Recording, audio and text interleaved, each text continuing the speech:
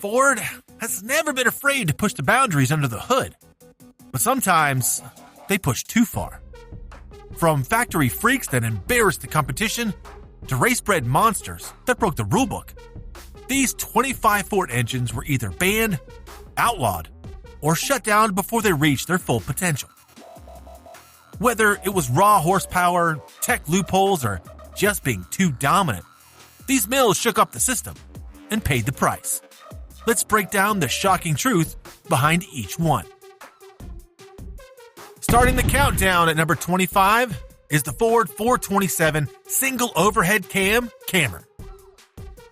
Nicknamed the Cammer by gearheads and racers alike, the Ford 427 single overhead cam was a brutal weapon born out of a horsepower arms race with Chrysler. This thing was Ford's kill shot aimed squarely at the 426 Hemi. Built for one reason: to dominate NASCAR. But it never even got to the starting line. NASCAR banned the Cammer before it turned a single lap. Why? The overhead camshaft design gave it a massive breathing advantage over the old-school pushrod V8s everyone else was running. It was a full-blown mechanical leap forward, and NASCAR called foul, declaring it too advanced to be stock. Under the hood, the Cammer was a monster. With a single overhead cam per bank, 2.25-inch intake valves, and a massive timing chain stretching over 3 feet long, it was a high-revving brute. In race trim, it was conservatively rated at 615 horsepower at 7,000 RPM, and some dyno polls had it pushing well over 650. Quarter-mile cars built around the Cammer regularly trapped over 140 miles per hour. You could find it under the hood of drag strip assassins like the lightweight Galaxies, Fairlanes, and Mustangs. None factory installed, of course. This was a racer's crate engine, not a street option. It crushed in NHRA competition, especially in top fuel rails where turners loved its durability and breathing at high RPM. The downside? Complexity and cost. That chain-driven cam setup wasn't easy to service, and the sheer bulk made packaging it in a standard engine bay a pain. Street rodders loved the mystique, but few were willing to daily drive one. Today, original Cammers are collector catnip. A legit Cammer-powered car will pull 6 figures easily, if you can even find one. Too radical for NASCAR's rulebook, the 427 Cammer was banned before it ever had the chance to rewrite racing history. Number 24 is the Ford 289 Hypo K-Code with Weber carbs. In 1965, Carroll Shelby pushed the limits of SCCA's production racing rules with the GT350R. At the center of the controversy was the K-Code 289 high-performance V8, already potent in stock trim, but Shelby's race-prepped version ditched the factory Autolite carb in favor of a custom-fabricated Weber 48 IDA setup. With 4 thirsty barrels feeding straight into the intake, the engine's output jumped from 271 horsepower to over 350 horsepower at 7,000 RPM. Combined with a lightweight Mustang fastback chassis, the GT350R became a track terror. But that Weber induction setup wasn't legal under SCAA's B production rules. The class required engines to use the stock induction system found on production models. The Weber setup had never appeared on any street-legal GT350, making it a direct rules violation. Competitors protested, and the SCCA sided with them, declaring the Weber-fed 289 illegal for production class competition.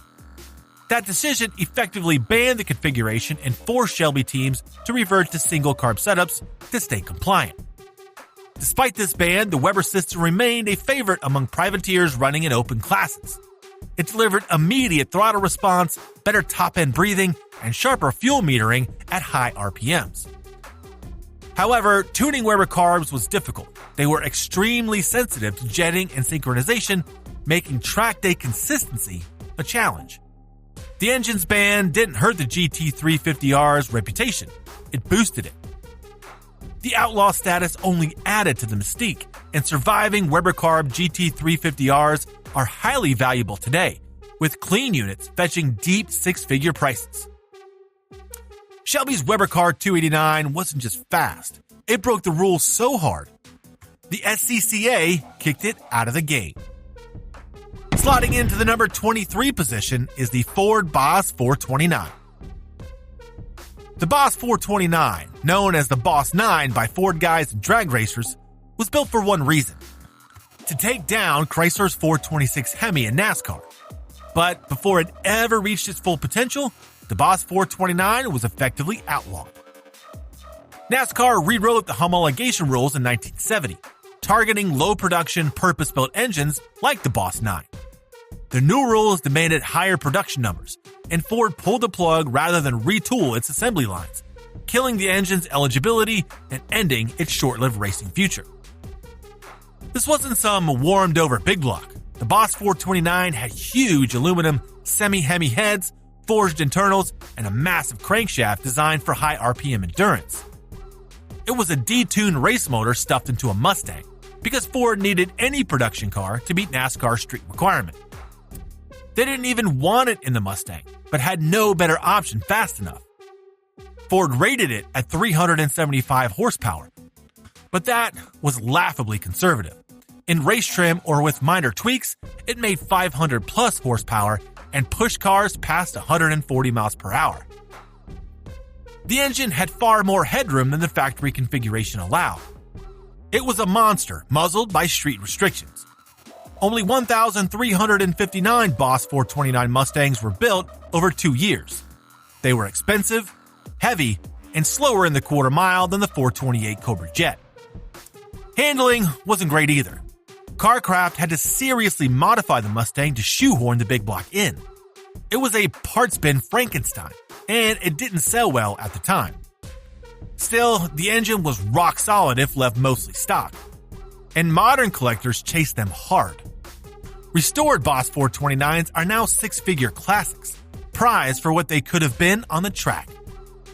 The Boss 9 wasn't banned for being weak.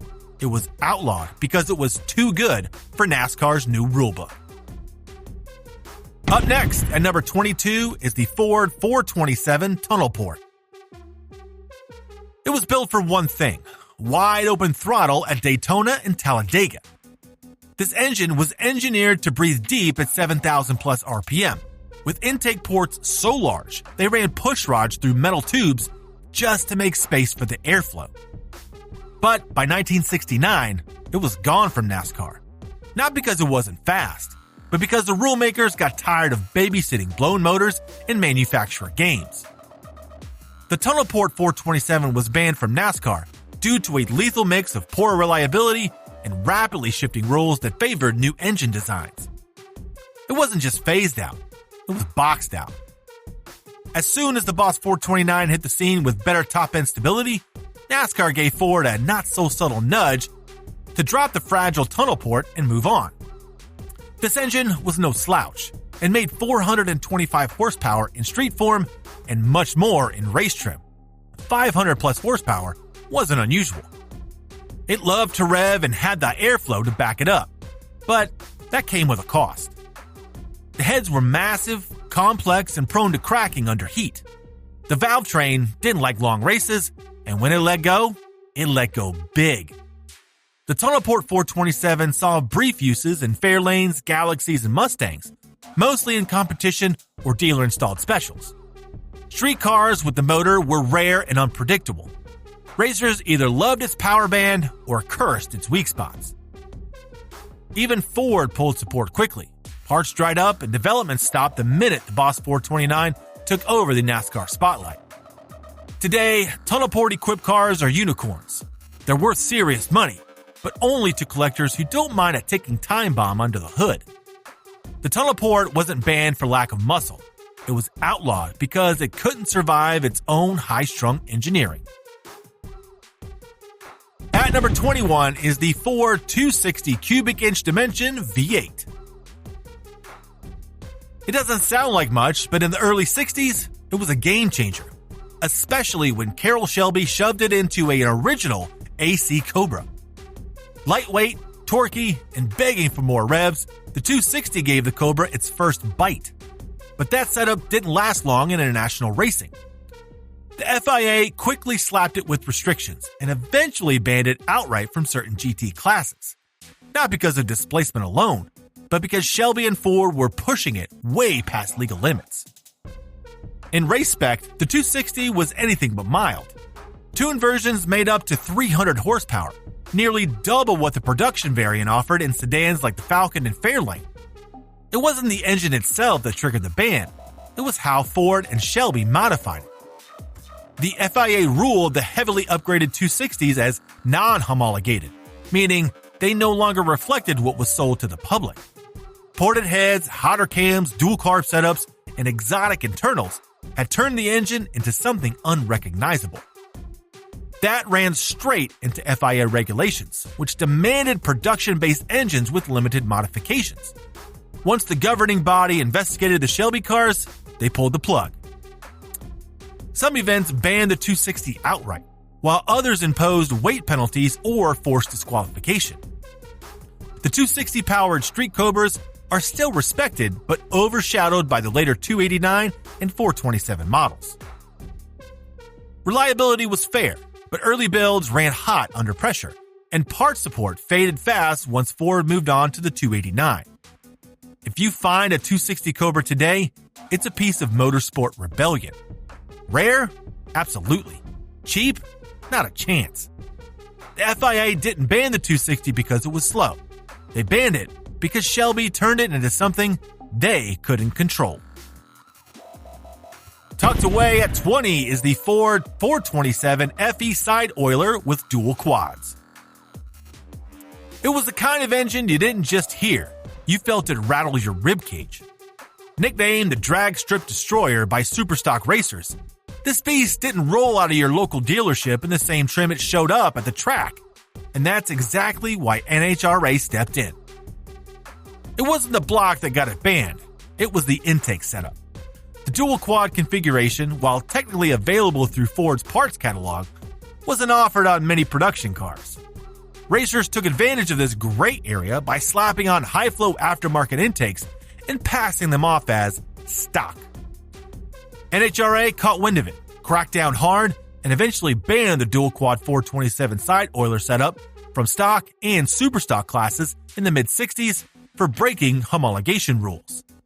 In factory trim, the 427 side oiler with dual quads was conservatively rated at 425 horsepower, but real output pushed 450 plus. It could hustle a lightweight Fairlane or Galaxy down the quarter mile in the mid-12s. This motor was designed with endurance racing in mind, featuring a redesigned oiling system that fed the crank first, perfect for high RPM abuse. You could find the engine in cars like the Galaxy 500 Lightweight, Ford Thunderbolt, and a few rare full-size Fords. These weren't daily drivers. They were built for one purpose: to win on Sunday and maybe survive until Monday. The engine was brutally strong but required constant tuning to stay sharp. Car balancing, ignition timing, valve lash, it all needed attention. But when dialed in, nothing in its NHRA class could touch it. Today, side oiler dual quad cars are unicorns. Expect six figures in a long line of bidders. The NHRA didn't ban it for being illegal. They banned it because racers made it look legal while blowing everyone else off the strip. Next, at 19, is the Ford 2-liter BDA Cosworth. This engine wasn't just quick, it was a class killer. Built by Cosworth for Ford, this high-strung, twin-cam engine dominated Group 2 touring car racing across Europe in the early 70s. It was banned from several national-level touring car championships because it created massive performance gaps and sent costs skyrocketing, violating the exact parity rules those classes were built on. In its full race form, the BDA made up to 270 horsepower at 9,200 RPM, which was absurd for a 2-liter 4-cylinder in the early 70s. It was dropped into Ford Escort RS 1600s that barely weighed 2,000 pounds. The result? Lap records, class sweeps, and total domination. Ford factory teams and well-funded privateers ran away with championships while everyone else hemorrhaged money trying to keep up. That's why bans started hitting hard. The British Saloon Car Championship, German DRM, and even regional series in Scandinavia outlined or sidelined BDA-equipped escorts by adjusting displacement limits, rewriting homologation rules, or banning the engine directly. The car was just too effective, and the costs too out of hand for smaller teams. The BDA wasn't flawless. The valve train was fragile at the limit, timing belts were a weak point, and it demanded constant tuning. Miss the sweet spot, and it could detonate mid-race. But when dialed in, it was nearly unbeatable. Today, BDA-powered escorts are holy grails. Restored RS 1600s with legit race provenance fetch well over $150,000. And BDA crate engines still have a cult following. This wasn't a rule tweak or a quiet phase-out. The BDA Cosworth was outright banned for making fair racing impossible. Coming in at number 18 is the Ford 406 FE.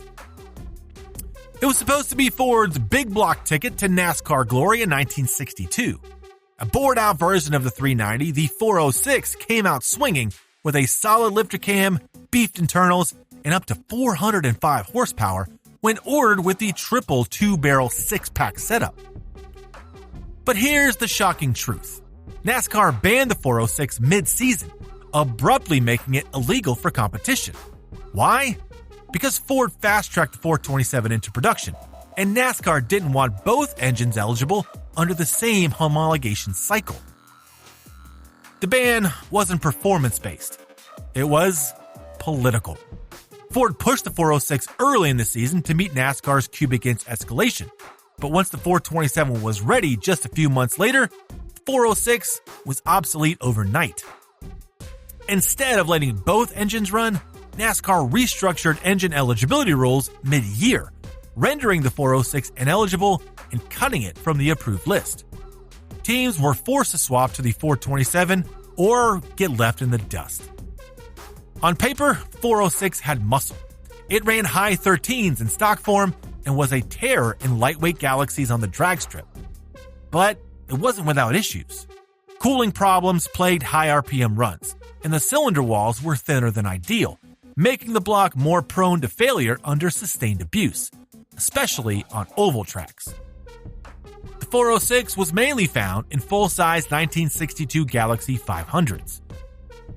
While popular with street racers and weekend warriors alike, they never had time to shine in NASCAR because of the sudden rule shift. These days, 406-powered Fords are rare and collectible, but often overshadowed by the more famous 427 that replaced them. NASCAR didn't just retire the 406, they outlawed it mid-season to make room for Ford's next big block bullet. Sliding in at number 17 is the Ford 6.4-liter Navistar V8 Power Stroke Diesel.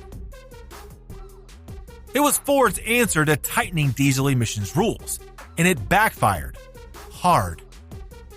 Co-developed with Navistar for 2008 to 2010 Super Duty trucks, this twin-turbo V8 diesel promised better emissions control and big torque numbers. But here's the shocking truth. The 6.4-liter ended up being one of the dirtiest diesels Ford ever made, and it got hammered with federal bans and fines. Why was it banned? The EPA found that the 6.4-liter Power Stroke could dump raw fuel into the diesel particulate filter during regeneration cycles, causing sky-high levels of soot and NOx emissions. Worse, owners and tuners discovered the engine could easily be deleted, removing DPF, EGR, and emissions controls, which turned it into a rolling smog cannon.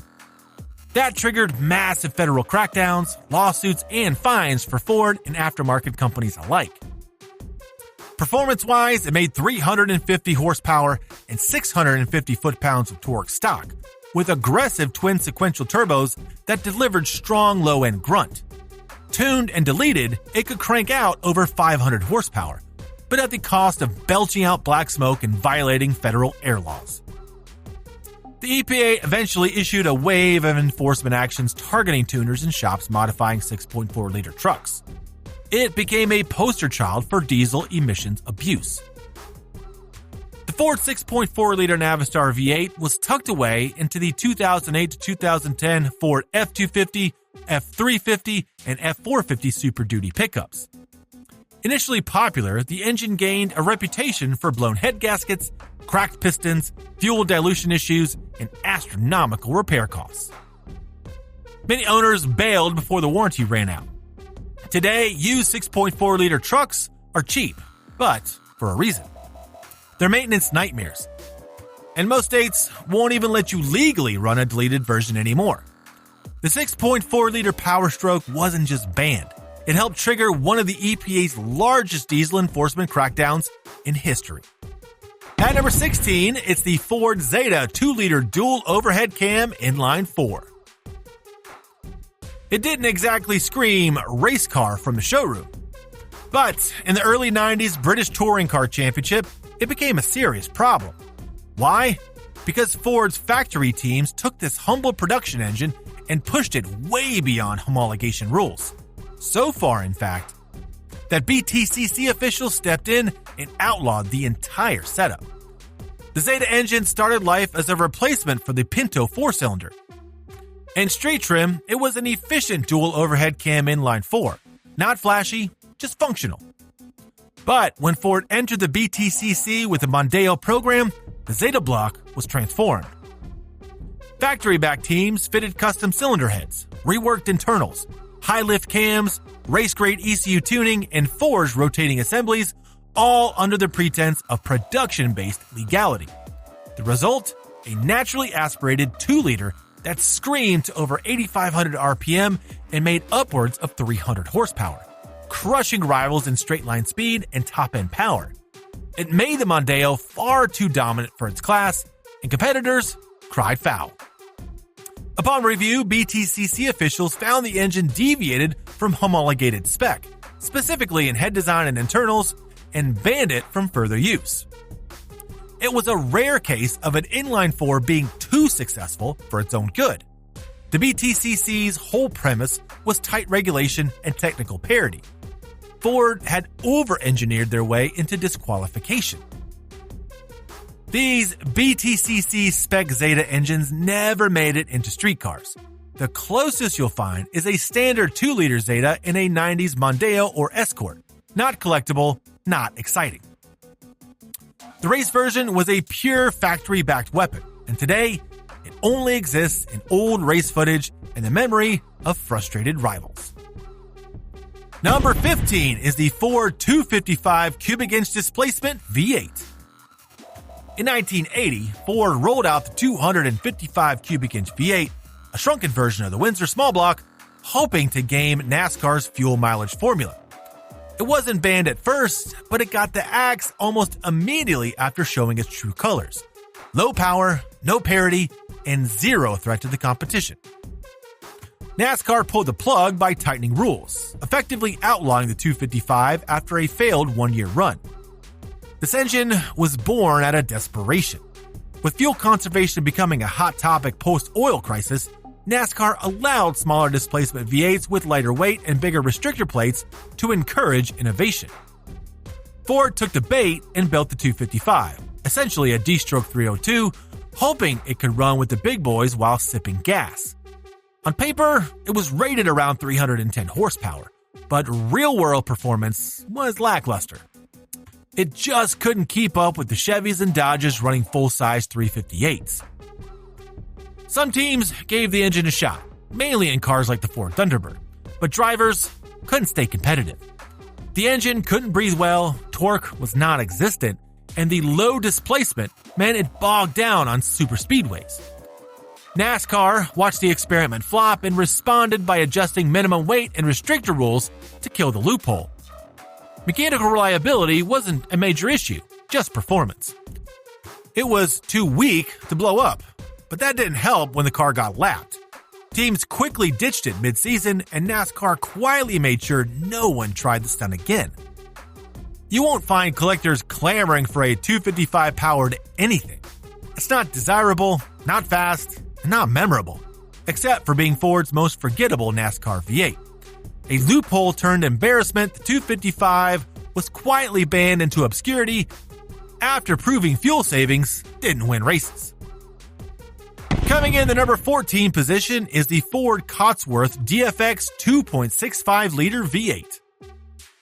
It was a purebred IndyCar killer, banned not because it failed, but because it dominated the field so thoroughly, regulators had to step in to save the competition. Born from the legendary DFV Formula One engine, the DFX took the same high-revving Cosworth DNA and adapted it for American open-wheel warfare. Displacing just 2.65 liters, it was a turbocharged V8 monster that made between 750 and 850 horsepower, depending on boost pressure. And thanks to its lightweight aluminum construction and near bulletproof internals, it didn't just win, it humiliated everything else. From 1978 to 1987, the DFX won every single Indy 500. That's 10 straight. It also clinched 151 kart and USAC races and every championship in the period. Teams running Offenhausers or Buick V6s didn't stand a chance. Cosworth's reliability and tunability made it the go-to engine. Everyone else was just showing up. But that kind of monopoly doesn't last in racing. By the mid-80s, kart and USAC regulators started limiting turbo boost, first dropping max pressure from 45 psi to 40, then down to 30. The goal was to slow the cars for safety, reduce catastrophic failures, and most importantly, break Cosworth's grip on the series. By 1987, rule changes and the emergence of newer engines like the Chevy Ilmor V8 finally forced the DFX out. Kart didn't ban it with a headline. They banned it by slowly bleeding out its advantage through rule tweaks, capping its power until it was no longer viable. No major reliability flaws, no design failures, just too damn good for its own survival. The DFX wasn't beaten. It was legislated off the track after turning IndyCar into a one-make parade for a decade straight. Number 13 is the 1999 Ford 4.6-liter dual overhead cam Cobra V8. It was supposed to mark a high point in Ford's modular engine program, until it got yanked off the market mid-year for one simple reason. It didn't make the power Ford claimed. In the muscle world, that's sacrilege. Slated to deliver 320 horsepower at 6,000 RPM and 317 foot-pounds of torque at 4,750, the all-aluminum 4.6 dual overhead cam V8 and the 99 SVT Cobra looked great on paper. But when owners started hitting the dyno, the truth came out fast. Real-world numbers were closer to 275 to 285 horsepower at the crank. That's GT-level performance in a car marketed and priced as the top dog. Ford scrambled. After widespread owner complaints and press coverage exposing the power shortfall, the company issued a stop sale, pulled unsold 99 Cobras from lots, and launched a voluntary recall to fix the problem. The intake manifold, computer tuning, and exhaust system were all revised in an attempt to bring the numbers closer to spec. But the damage was done. That specific version of the 99 Cobra engine was effectively outlawed, retired after only a few months on the street. Mechanically, it wasn't unreliable. The aluminum block and dual overhead cam heads were solid, and the engine responded well to mods. But Ford's marketing misfire and overblown numbers killed consumer trust. That led to an updated version in 2001, with actual performance matching the brochure, and a supercharged Cobra coming in 2003 to fully redeem the name. Today, early 99 Cobras are the oddballs, short-lived and forever marked by the scandal, but still decent performance once updated. Just don't expect collector premiums. Tucked away at number 12 is the Ford 3.5-liter EcoBoost V6. It was Ford's turbocharged torque monster. It made big headlines at the 2015 and 2016 Baja 1000, but not always for the right reasons. In an off-road world that lives and dies by rules, Ford's factory-backed Raptor race trucks found themselves banned from specific Baja classes for crossing a technical line, illegal electronic driver aids. Ford entered the EcoBoost-powered Raptors into limited classes, like stock full and Class 2, where electronic controls are supposed to be minimal. Basically just the same stuff you'd find in a street-legal truck. But the race prep Raptors ran advanced real-time telemetry, traction control systems, and custom ECU calibrations far beyond what the rules allow. That triggered a ban hammer from SCORE, the Baja governing body. Performance-wise, the 3.5-liter EcoBoost in those race Raptors was no joke. Tuned to over 500 horsepower and 450 foot-pounds of torque, the twin-turbo V6 had the torque to rip through sand, rocks, and brutal terrain with less weight than a V8. It was a statement piece. Proof Ford could go racing without big displacement. But when your electronics outthink the driver in the competition, that's not racing. That's a tech demo. After multiple protests, SCORE officials disqualified the trucks from specific class entries, forcing Ford to regroup and redesign future setups to comply.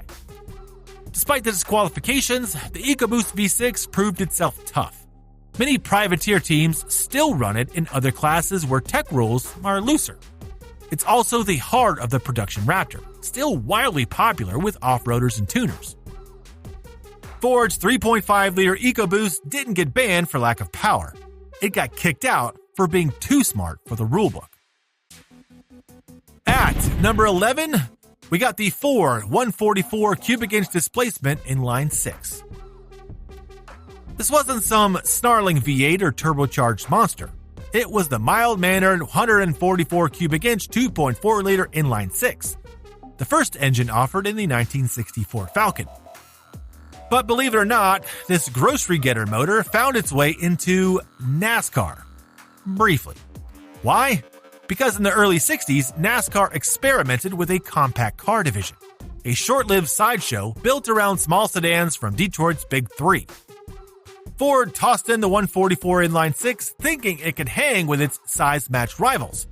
It made a weak 90 horsepower and barely churned out 138 foot-pounds of torque. Performance that was gutless, even for the era. But in this low-output division, that was considered competitive. Problem was, the whole idea flopped. Fans didn't care about watching underpowered compacts limp around the track, and drivers hated racing engines that were never designed to take a beating. By 1962, NASCAR pulled the plug on the compact division entirely, and with it, engines like the 144 were banned from further competition. They weren't eligible in any other NASCAR class due to their poor performance and lack of homologation with full-size race vehicles. The 144 never stood a chance. Too slow for big leagues, too fragile for endurance. Mechanically, the engine was simple, reliable for commuting, and cheap to fix. But slap it into a race car, and it just couldn't survive the abuse. Weak internals, low rev limits, and limited upgrade potential sealed its fate. Today, no one's collecting Falcons for their 144 engines. It's a forgettable footnote in Ford's racing history. The 144 inline 6 didn't get banned for dominance. It got banned because nobody wanted to race it.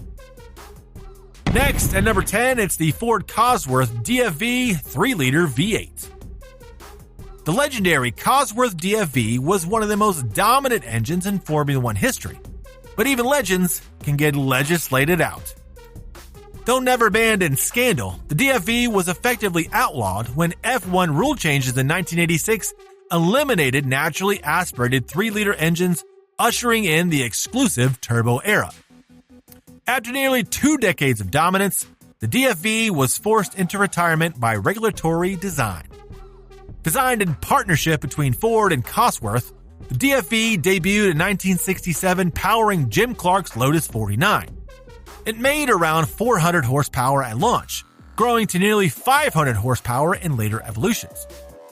The engine was compact, powerful, reliable, and cheap, making it the go-to choice for privateer and work teams alike. Between 1967 and 1983, the DFV powered cars to 12 driver championships and 10 constructors' titles. But in the early 80s, turbocharged engines began dominating the field, pushing 1,000 plus horsepower in qualifying trim. The DFV couldn't keep up, and teams began ditching it for turbo mills. By 1986, F1 rewrote its rulebook. Naturally aspirated 3-liter engines were no longer allowed, cementing the DFV's exit. The ban wasn't because the DFV was unsafe or unfair. It was because it was obsolete by regulation. Used by nearly every major privateer team of the era, the DFV's reach was unmatched. It had few mechanical issues and was a key part of democratizing competitiveness in F1. Today, DFV-powered cars are collector gold, especially original Lotus or McLaren chassis. The Cosworth DFV wasn't beaten on track. It was banned to make way for a more dangerous future. Coming in at number 9, it's the Ford 5-liter Windsor V8 with nitrous. In the late 80s and early 90s, Fox body Mustangs with the 5-liter Windsor V8 became terror machines in NHRA stock and super stock classes, until racers started cheating.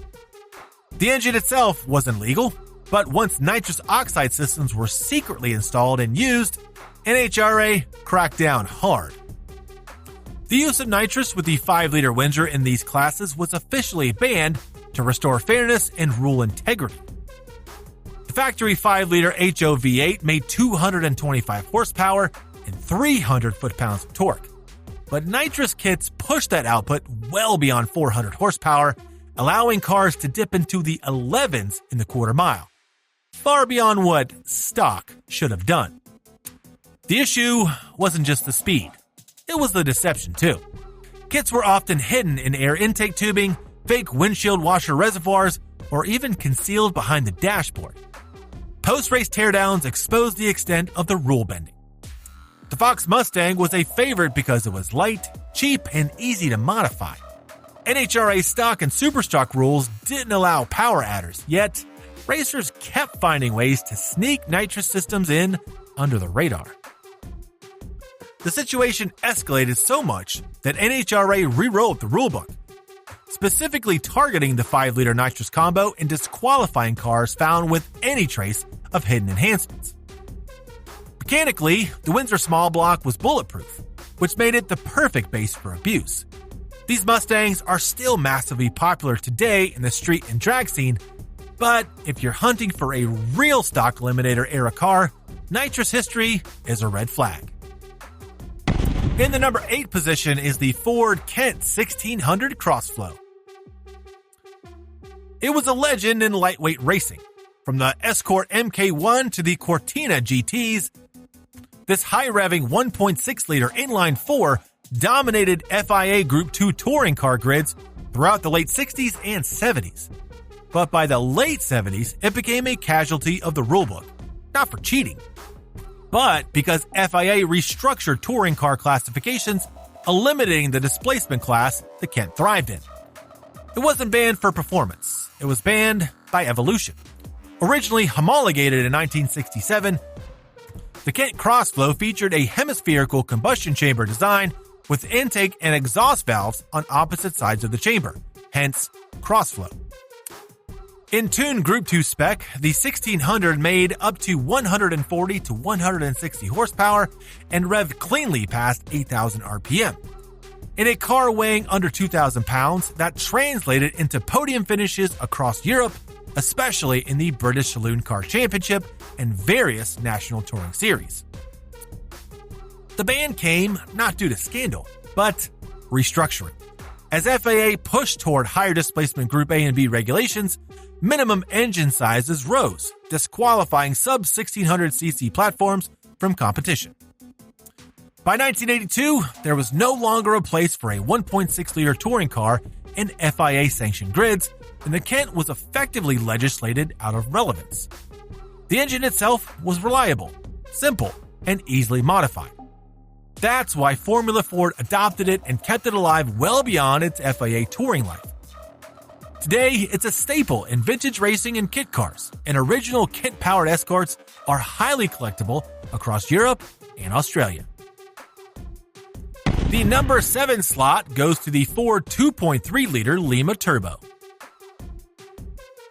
Best known for powering the Mustang SVO and Thunderbird Turbo Coupe, it became a problem child in the IMSA RS series, but not because it failed. It was banned after pushing past the limits of a series meant for naturally aspirated economy cars. Once tuned race prep versions started embarrassing NA competitors, IMSA cracked down. Originally developed from Ford's Pinto-era Lima block, the turbocharged version arrived in the early 1980s. In showroom trim, it made 145 to 175 horsepower, but in IMSA RS tune, it could easily put out 280 to 300 plus horsepower, depending on boost and internals. Lightweight and compact, it became the secret weapon for teams looking to dominate the lower-cost, production-based RS class.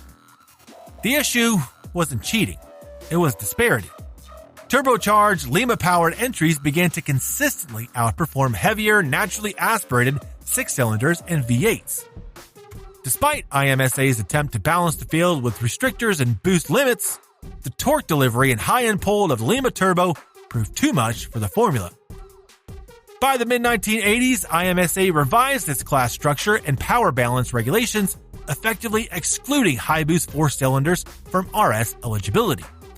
The Lima Turbo wasn't banned with a headline, but it was legislated out through boost limit rules and displacement equivalency adjustments that made it uncompetitive or outright illegal in its class. Mechanically, the Lima Turbo was durable when tuned correctly, but prone to detonation and head gasket failures under excessive boost. Still, it had a second life in drag racing and even saw action in rallycross builds. The 2.3-liter Lima Turbo didn't bend the rules, it broke the format. Up next at number 6 is the Ford 1.6-liter EcoBoost Inline 4. At first glance, it looked like a winner. Compact, turbocharged, fuel efficient. It checked all the boxes for a modern global engine. It showed up in hot-selling models like the Ford Escape, Fusion, and Fiesta ST. But what started as an engineering darling turned into a safety nightmare. This engine wasn't banned in the traditional racing sense. It was effectively outlawed by safety regulators, and public pressure after widespread fire risks forced Ford to halt production, issue recalls, and slap sales restrictions worldwide. By 2017, Ford recalled over 360,000 Ford Escape, Ford Fiesta ST, Ford Fusion, Ford Transit Connect, Ford Focus, and C-Max hybrids with the 1.6-liter EcoBoost engine because of a risk of engine fires caused by a lack of coolant circulation.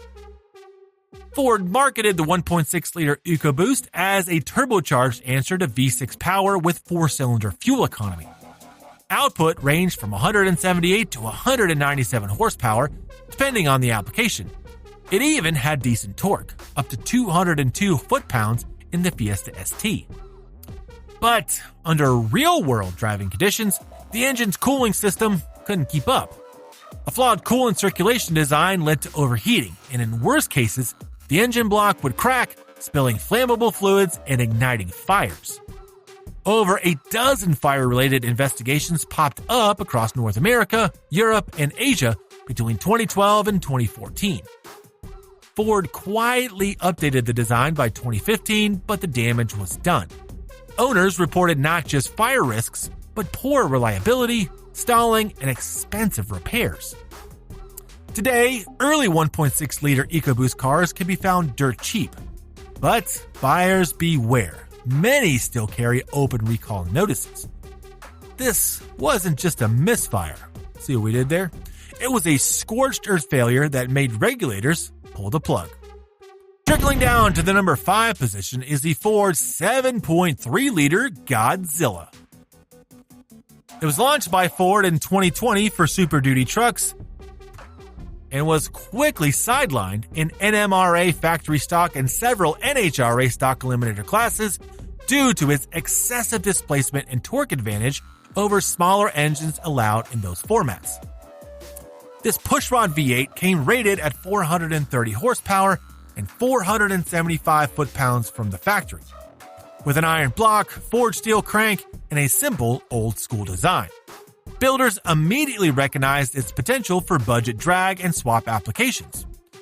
With just a camshaft upgrade and tuning, Godzilla builds consistently produced over 550 horsepower and stump pulling torque well beyond what other class legal engines can deliver. That sheer output made it non-compliant in classes structured around 5-liter and smaller modern V8s. Its 445 cubic inches placed it well beyond displacement caps, and its low-end torque curve created parity issues. Enthusiast forums like Yellow Bullet discussed how the engine didn't belong in current classes without rewriting the structure entirely. Even with its relatively low redline, around 6,000 RPM, the motor's raw output at launch gave it a decisive edge in short-track formats built around tightly matched spec motors. Real-world ownership reveals key drawbacks. The Godzilla suffers from poor fuel economy, ranging from 6 to 15 miles per gallon, depending on driving style, geography, and payload. Reliability also raised concerns, especially in performance builds. Reports have surfaced of these engines failing under high-stress use, with eternal damage or complete failure not uncommon. Compounding that issue is the limited 60,000-mile factory warranty, which falls short for anyone expecting long-term durability under racing conditions. Despite restrictions, the 7.3-liter remains a popular swap choice due to its price, simplicity, and torque. However, it was excluded from several classes for being mechanically incompatible with their balanced rules. Number 4 is the Ford 5.2-liter Voodoo flat-plane V8. The 5.2-liter Voodoo flat-plane crank V8 from the 2015 to 2020 Shelby GT350 and GT350R was disqualified from several spec and club-level racing series due to its unique crankshaft layout and high revving design that violated engine uniformity rules. Ford engineers nicknamed the engine Voodoo during development because of how unconventional and complex it was for a mass-produced American V8. This engine made 526 horsepower at 7,500 RPM and revved to a factory limit of 8,250 RPM, unheard of for an American production V8. The Voodoo's flat-plane crank allowed for faster revs, improved scavenging, and a broad linear power band that gave it a distinct competitive advantage over traditional cross-plane V8s used in GT4 style and SCCA-sanctioned classes. In race formats where vehicle specs are tightly controlled to ensure parity, this level of engineering created an unfair performance gap, prompting exclusions from competition. The engine featured plasma-sprayed cylinder liners, forged titanium connecting rods, and a lightweight valve train designed to reduce inertia at high RPM.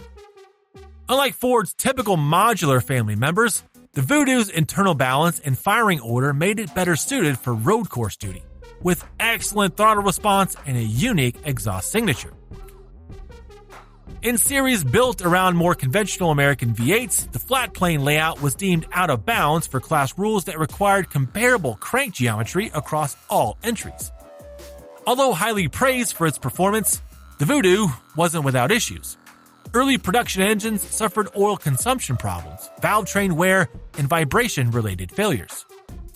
Repairs were expensive due to the specialized parts and labor involved, and some engines failed well beyond 50,000 miles. Despite those drawbacks, the GT350 and GT350R models that used the Voodoo remain highly collectible, largely because the engine was never reused in future Mustangs.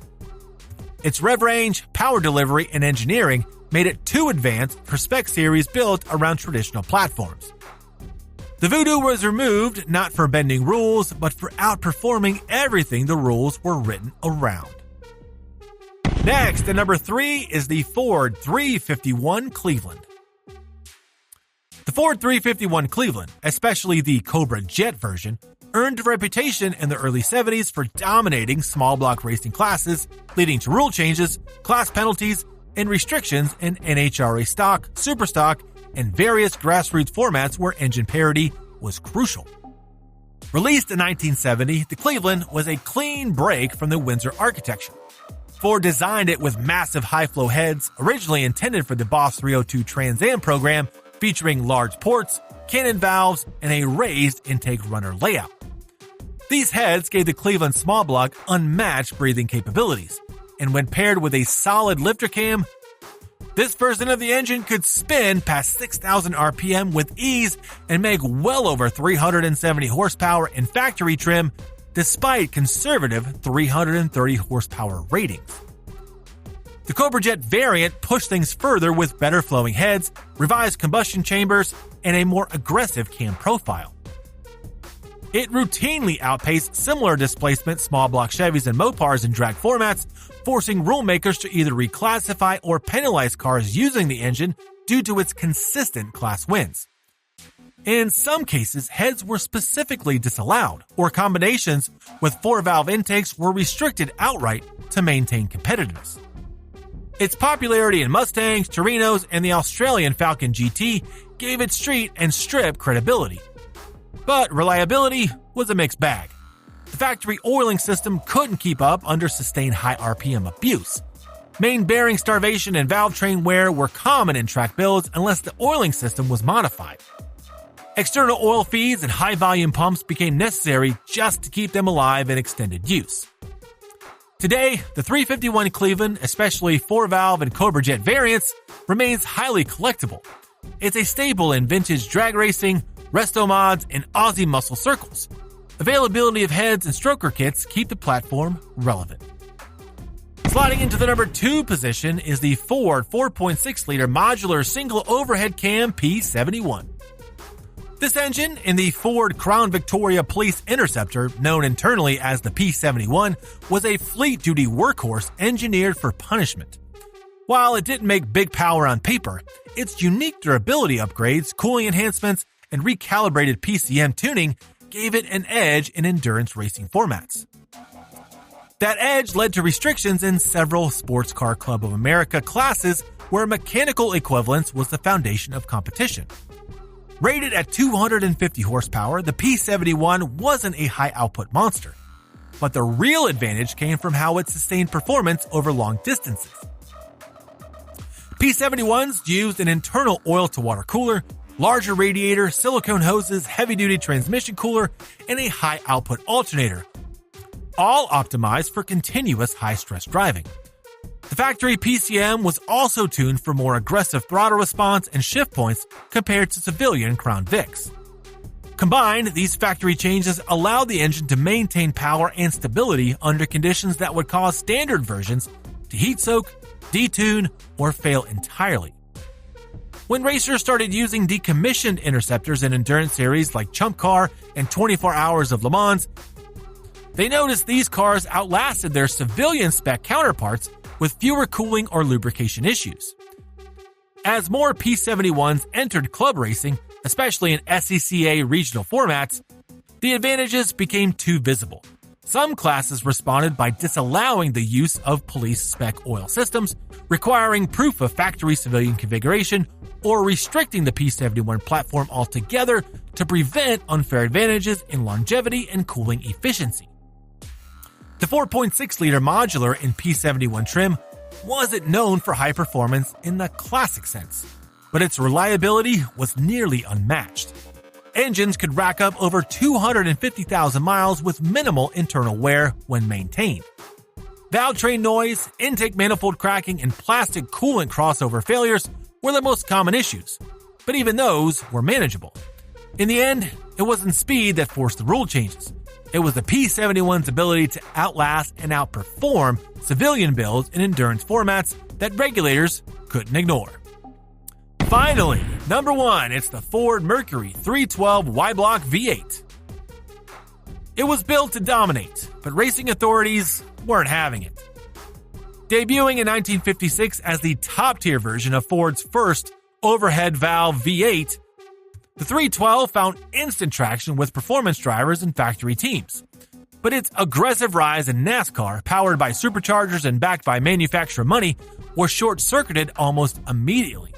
In 1957, during a volatile year for stock car racing, NASCAR banned both superchargers and fuel injection outright by April. This move directly undercut Ford's race program, which was centered on a blown version of the 312, pushing well past 300 horsepower.